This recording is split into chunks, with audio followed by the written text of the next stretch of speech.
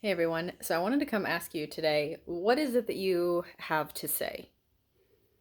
I think to a certain degree, all of us have the need of processing our emotion with other people, and all of us have something to say. Some of us have bigger voices, some of us have louder messages or more to say, but all of us need to be communicating something with the people around us, the people that are important to us, the people that are in our lives. And a lot of us, I would say, especially projectors and especially people with undefined throats, have trauma around communication and feeling ignored, feeling like they should not speak, they will not be heard. And if you have several or a lot of the throat gates in the human design chart, or if you have particular gates, throat gates in the human design chart, there are things you really need to be saying. And like I said, this is true for all of us. But some of us have so much to say, and it's very important. And I'm bringing this up because it is true that when we are not speaking up, when we are not saying what we need to say, being heard, when we are not communicating, that it has an impact on our physical health, and it starts to come out sideways. And so I can speak from my experience, and for possibly the experience of many of you listening, that if you are not speaking up, if you are not being heard, then there is some way that you are going to be silencing yourself, essentially. And so a common way of doing this is by eating. And so a lot of people who are binge eaters or emotional eaters are trying to quiet themselves and silence something that needs to be said with food. There is something that individual is not listening to within themselves, and so they go to food. Or there is someone outside of them that is not giving them the opportunity or the invitation to speak, and so they go to food.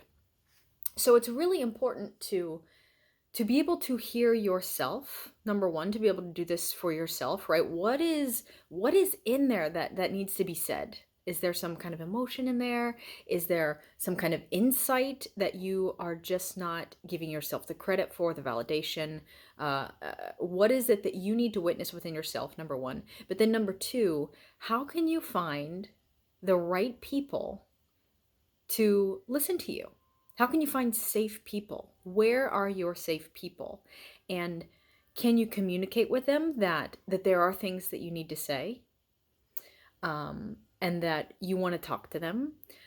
Can you be this for them so that then they feel safer with you and then they can reciprocate?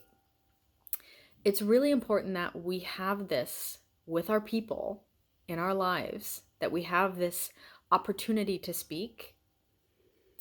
And it's really important that we witness this in ourselves, because then this way we don't end up with communication trauma, and staying stuck in trauma that comes out sideways, where we overeat or we binge eat because we are not communicating something with ourselves. We're not being honest with ourselves, or there's something where we need to get out and we just can't. And so we're just like stuffing ourselves with food to keep it quiet.